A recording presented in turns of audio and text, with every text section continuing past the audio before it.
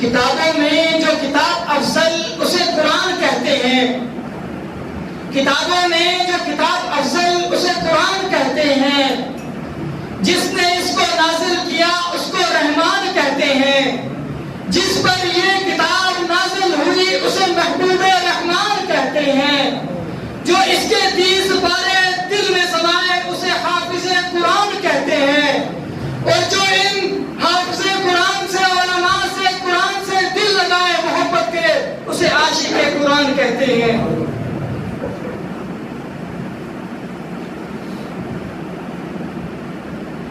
بسم اللہ الرحمن الرحیم۔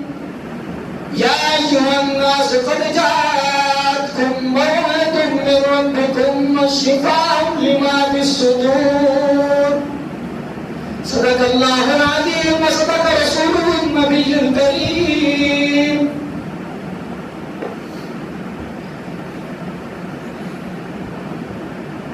معزز سامعین کرام، اللہ رب العزت کے فضل و کرم سے توفیق سے آج ہم یہاں بیٹھے ہیں اس بابرکت محفل میں۔ مولانا عبدالشکور صاحب نے الف لام میم سے لے کر والناس تک قرآن مجید آپ کے گوش گزار کیا، آپ نے سنا، اللہ رب العزت اسے قبول فرمائے۔ غلطیاں کوتاہیاں انسان سے ہوتی ہیں، فرشتوں سے نہیں، یہ انسان کی فطرت اور وصف ہے۔ ہمارے ابا آدم سے غلطی ہوئی، معافی مانگی، جناب رسول اللہ صلی اللہ علیہ وسلم ایک مرتبہ نماز پڑھا رہے تھے 4 رکعت والی، غالباً عصر یا ظہر کی، آپ نے 2 رکعت پڑھی، سلام پھیرا، صحابہ نے فرمایا یا رسول اللہ نماز چھوٹ ہو گئی یا آپ بھول گئے یا کوئی حکم نازل ہوا؟ آپ نے فرمایا ایسا کچھ نہیں ہوا۔ صحابہ نے فرمایا یا رسول اللہ کچھ تو ہوا ہے، 2 رکعت پڑھی گئی ہے، 4 رکعت پڑھنی تھی۔ تو آپ نے دیگر صحابہ سے پوچھا، دیگر صحابہ نے فرمایا جی رسول اللہ آپ نے 2 ہی پڑھی ہے۔ تو آپ نے فرمایا، آپ نے سجدہ سہو کیا، نماز مکمل فرمائی، تو آپ نے فرمایا کہ اے صحابہ میں بھی آپ کی طرح بشر ہوں، جیسے آپ بھولتے ہو میں بھی بھولتا ہوں، تو آپ مجھے یاد دلا دیا کرو۔ مولانا صاحب پڑھاتے تھے قرآن، غلطی آئی، جہاں تک ہو سکا میں نے بتایا، اور جو غلطی رہ گئی اس کو اللہ رب العزت معاف فرمائے۔ معزز سامعین کرام، اللہ رب العزت نے ہمیں قرآن مجید کی بابرکت کتاب دی، بابرکت کتاب کے ساتھ جوڑا، یہ ہمارے لیے کسی شرف سے کم نہیں۔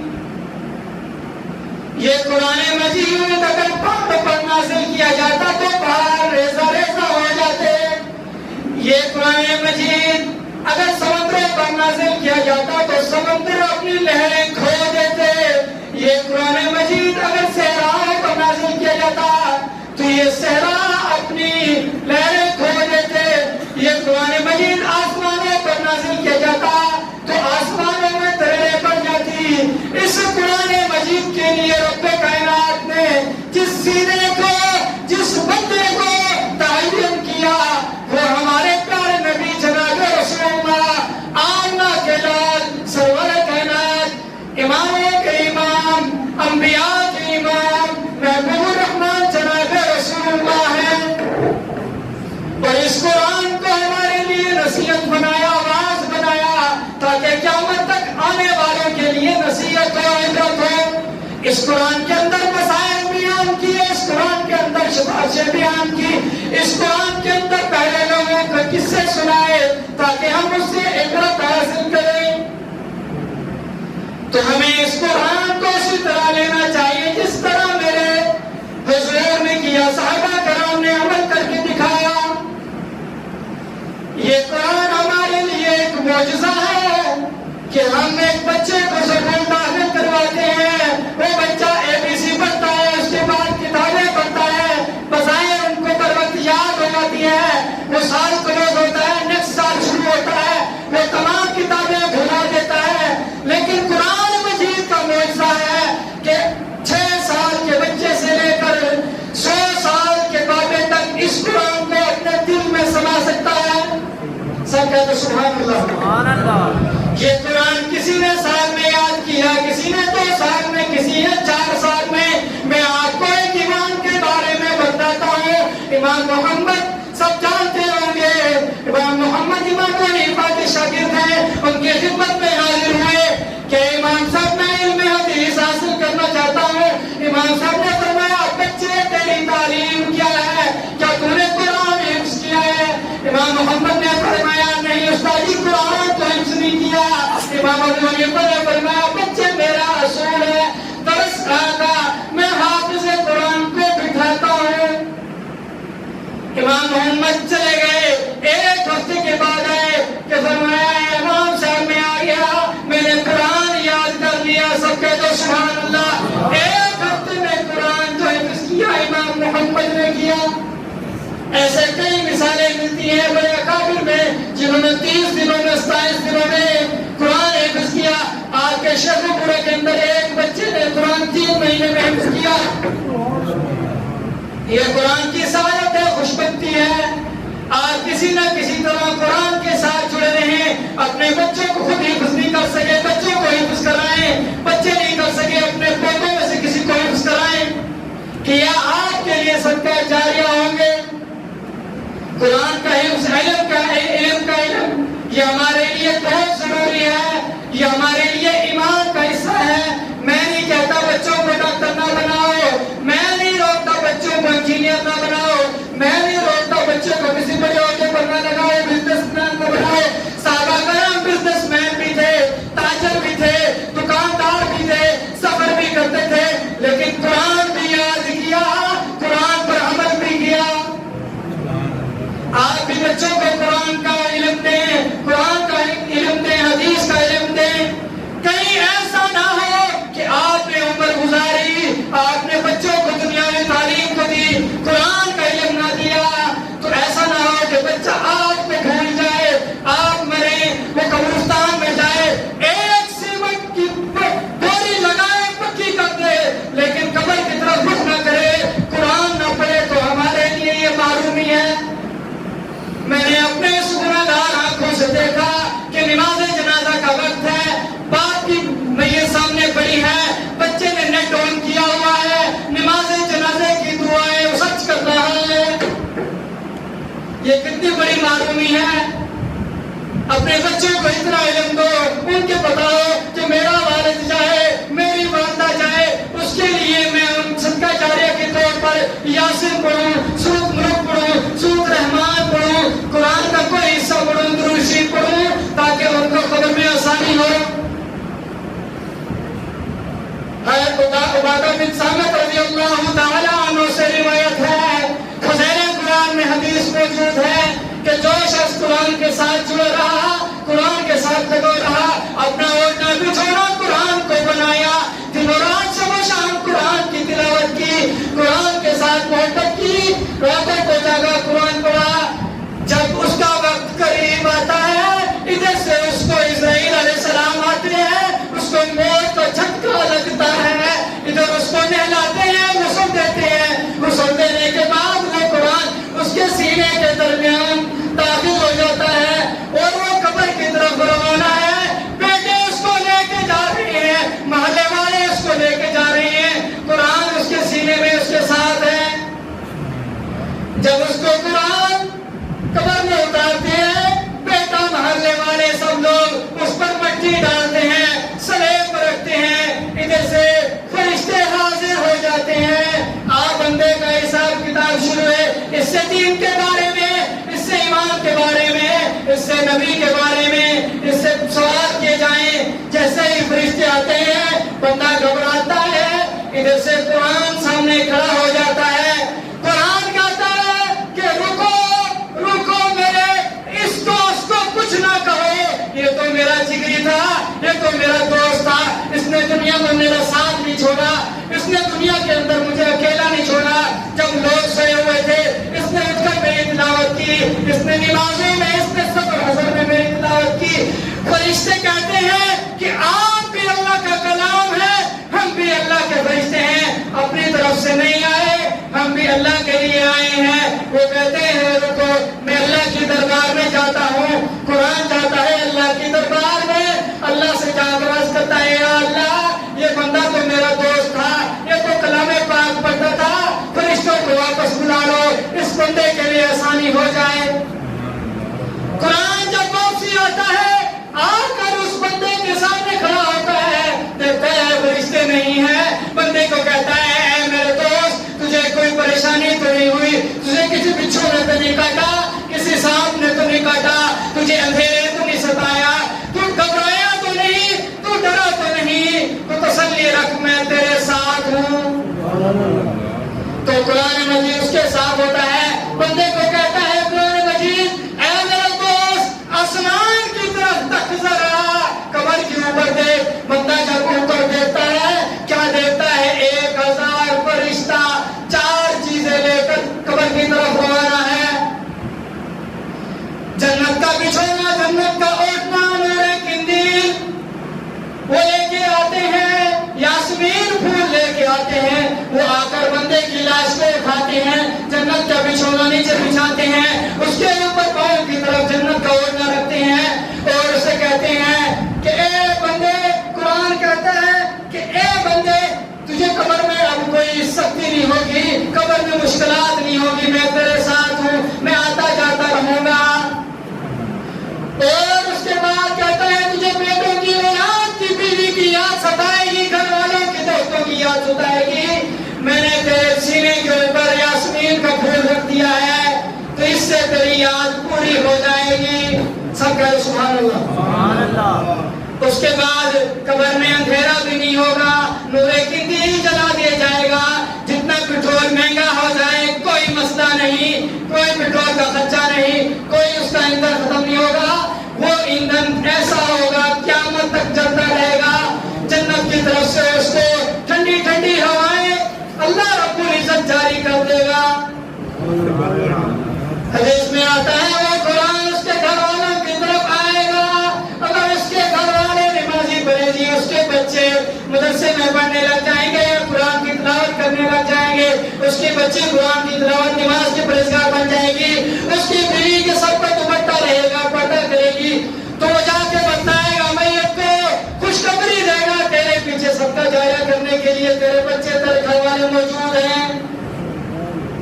اگر اس کے گھر والے پیچھے اس کی بیوی کے سر سے پردہ اتر جائے گا، اس کا بیٹا قلبوں کی رونق بن جائے گا، اس کی بیٹی پرہیزگاری نہیں کرے گی، تو یہ بندہ یہ قرآن مجید جا کر بندے کو پریشان نہیں کرے گا، ان کو جا کر نہیں بتائے گا بلکہ ان کی برکت کے لیے دعائیں کرے گا۔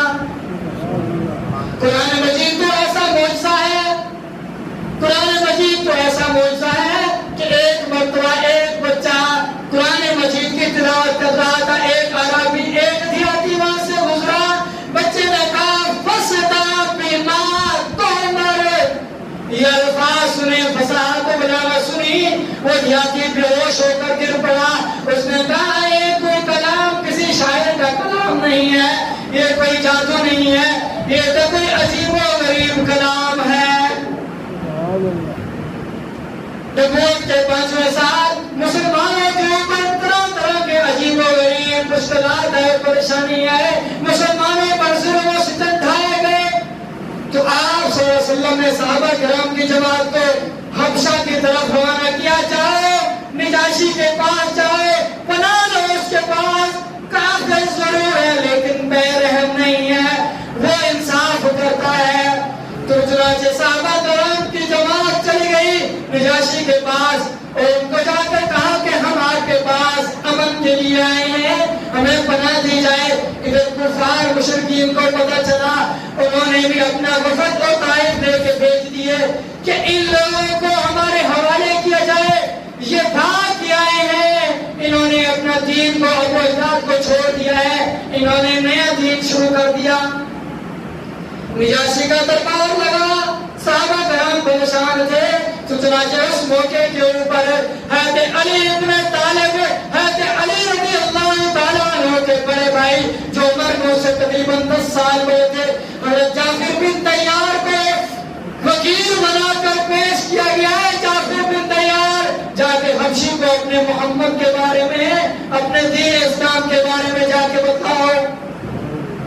حضرت جعفر بن دیار ابشی کے سامنے ہے، اپنا موقف پیش کیا، اے بادشاہ، ہم ظلم کے اندر، ہم اندھیروں کے اندر ڈوبے ہوئے تھے، ہم بچوں کو زندہ دفن کرتے تھے، ہم بتوں کے سامنے سجدے دیکھتے تھے، ہمارے اندر سود عام تھا، رشوت عام تھی، زنا عام تھا، شراب عام تھی، ہم طرح طرح کے گناہ کرتے تھے، ہم رب کائنات کی نافرمانی کرتے تھے۔ ایک محمد آیا، رب کائنات کی قسم ہے، اس نے ایک رب کی طرف متوجہ کیا، سچے رب کی طرف متوجہ کیا۔ ہم نے صرف کلمہ پڑھا ہے، لا الہ الا اللہ محمد رسول اللہ، اس کلمے کی ہمیں یہ سزا مل رہی ہے، ہم پر ظلم و ستم ڈھا رہے ہیں۔ مشرکین کا موقف سنا، ان کا موقف نجاشی کو اچھا نہیں لگا، ان کو واپس بھیج دیا، ان کو پناہ دی۔ اس کے بعد نجاشی نے کہا کہ اے جعفر کو سنا، تیرے رکھا قرآن کو سنا، جس قرآن کے لیے تم یہاں آئے، جس قرآن کو تمہارے محمد نے سنایا۔ حضرت جعفر بن دیار شروع کرتے ہیں، بسم اللہ الرحمن الرحیم، کاف ہا یا عین صاد، ذکر رحمت ربک عبدہ زکریا اذ نادی ربہ نداء خفیا۔ یہ قرآن پڑھنے کی دیر تھی، نجاشی زاروں کتار ہو رہا ہے، نجاشی کے دل پر روگ طاری ہو گیا۔ یہ قرآن ایک معجزہ ہے، سب کہہ لیں سبحان اللہ۔ یہ وہی قرآن ہے جس نے عمر رضی اللہ تعالیٰ عنہ کی ننگی تلوار کو، جو محمد رسول اللہ کو نعوذ باللہ قتل کرنے کی غرض سے آ رہے تھے، وہی تلوار کا رخ الٹا کفار کی طرف موڑ دیا۔ اس قرآن کو یاد کرنے والے، اس قرآن کو دل میں سمانے والے کا آپ کو میں اعزاز بتاؤں، آپ کو میں تقریر بتاؤں، اس قرآن کی میں کل قیامت کا دن ہوگا، اللہ رب العزت فرشتوں سے کہیں گے، اے میرے فرشتے جاؤ، جا کر تلاش کرو قرآن پڑھنے والوں کو، صبح شام قرآن حفظ کرنے والوں کو، قرآن پر عمل کرنے والوں کو۔ فرشتے کہیں گے، یا رب کریم، آدم علیہ السلام سے لے کر محمد رسول اللہ کے آخری امتی تک اربوں لوگ ہیں، ہم کیسے تلاش کریں، کیسے پہچانیں کون ہے قرآن پڑھنے والا؟ اللہ رب العزت فرمائیں گے، فرشتے جا کر سب کے منہ سے خوشبو سینو، جس کے منہ سے خوشبو مشک و عنبر کی خوشبو ہے، یہی ہے قرآن پڑھنے والے۔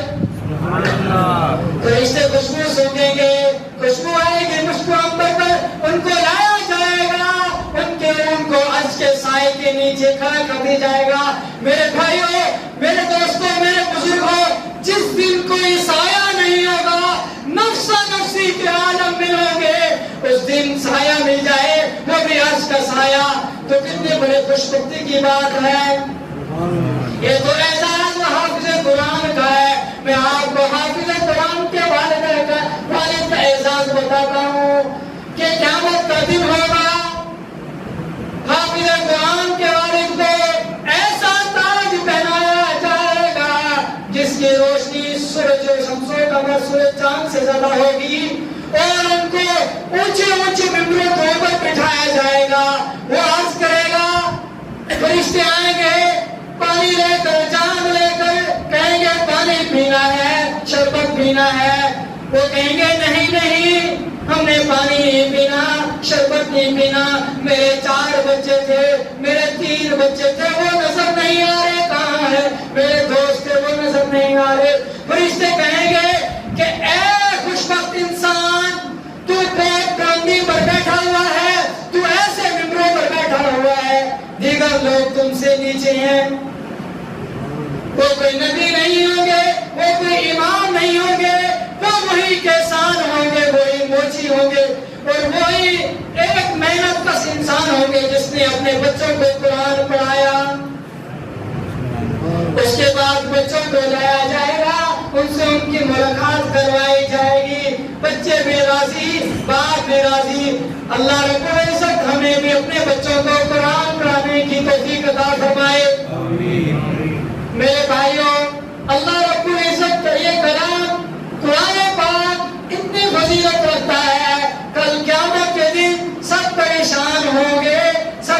नफसी के आलम में होंगे, सब पर परेशानी छाई हुई होगी। सिर्फ जो झगड़ा करेगा रब्बुल कायनात से, रब्बुल आलम से, वो झगड़ा करने वाला कुरान मजीद होगा, क्योंकि ये मखलूक नहीं है, ये अल्लाह का कलाम है। तो अल्लाह रब्बुल इज्जत हमें भी कुरान के साथ मोहब्बत करने की, लगाव की, कुरान वालों के साथ मोहब्बत करने की तौफीक अता फरमाए। मेरे भाइयों, मेरे दोस्तों, मेरे बुजुर्गों, ध्यान करना, ध्यान करना। अगर हम कुरान पढ़ने वालों से, पढ़ाने वालों से, अगर हम उलमाए कराम से, नेक लोगों से मोहब्बत करनी चाहिए, अगर हम मोहब्बत नहीं कर सकते, ये एक बात का खास ख्याल रखना, हमारे दिल में उनका बुग़्ज़, उनका हसद न आए, वरना ये हमने उनसे दूर न कर दे, रब्बे कायनात के सामने उनसे मालूम न कर दे। मेरे नबी की हदीस है, आपको सुनाता चलूं। मेरे नबी ने फरमाया था, जिसका जो पर्सनैलिटी की तरफ, जिसकी तरफ जिसका लगाव होगा, जो जिसको अपना रोल मॉडल बनाएगा, जिसका जो मुशाबत इख्तियार करेगा, किसी को बिल गेट्स की, किसी को मार्क ज़ुकरबर्ग की, किसी को एलन मस्क की, किसी को बड़े बड़े ताजरों की मुशाबत इख्तियार करना, उनका हुलिया अपनाना पसंद है, तो किसी को अबू बकर सिद्दीक़ का हुलिया अपनाना पसंद है, किसी को नेक लोगों का हुलिया अपनाना पसंद है। तो हम कोशिश करें, नेक लोगों से मोहब्बत करें, नेक लोगों का एहतराम करें, उनकी शक्ल सूरत इख्तियार करें, ताकि कल क़यामत के दिन हम उनके साथ उठाए जाएं। अल्लाह रब्बुल इज्जत हमें कुरान मजीद को पढ़ने की और उस पर अमल करने की तौफीक अता फरमाए। अल्लाह रब्बुल इज्जत हमें कुरान को उसी तरह पढ़ने की तौफीक अता फरमाए जिस तरह रब्बे कायनात ने नबी करीम और सहाबा को पढ़ने की। आज हमारा ये हाल है, हम कुरान मजीद को 40वें के लिए, हम कुरान मजीद को तावीज़ बनाकर गले में लटकाने के लिए, हम कुरान मजीद को घरों से जिन्नात को भगाने के लिए, हम कुरान मजीद को अपने बच्चों को रुखसत करते वक्त सर पर साया करने के लिए तो इस्तेमाल करते हैं। हम कुरान मजीद को, जो मेरे रब का हुक्म है, या अय्युहन्नासु क़द जाअतकुम मौइज़तुम मिन रब्बिकुम व शिफ़ाउन लिमा फ़िस्सुदूर। ऐ मुसलमानों, नहीं कहा, क्या कहा? या अय्युहन्नास, गौर करो लफ्ज़ पर, ऐ इंसानों, मुसलमान, काफिर, यहूदी, ईसाई, सबके लिए ऐसा है। ये कुरान नसीहत है, इसको पढ़ो, सोचो विचार करो, इस पर अमल करो, इसको अपनी जिंदगी में अपनाओ, ताकि कल क़यामत के दिन आपके अपने रब के सामने पेश हो सको और अपने जनाब रसूलुल्लाह सल्लल्लाहु अलैहि वसल्लम के सामने पेश हो सको और उनकी शफाअत के मुस्तहिक बन सको। मेरी दुआ है कि अल्लाह रब्बुल इज्जत हमें कुरान मजीद पर अमल करने की, उसको पढ़ने की तौफीक अता फरमाए, उससे मोहब्बत करने की तौफीक अता फरमाए। व आखिर दावाना अल्हम्दुलिल्लाहि रब्बिल आलमीन।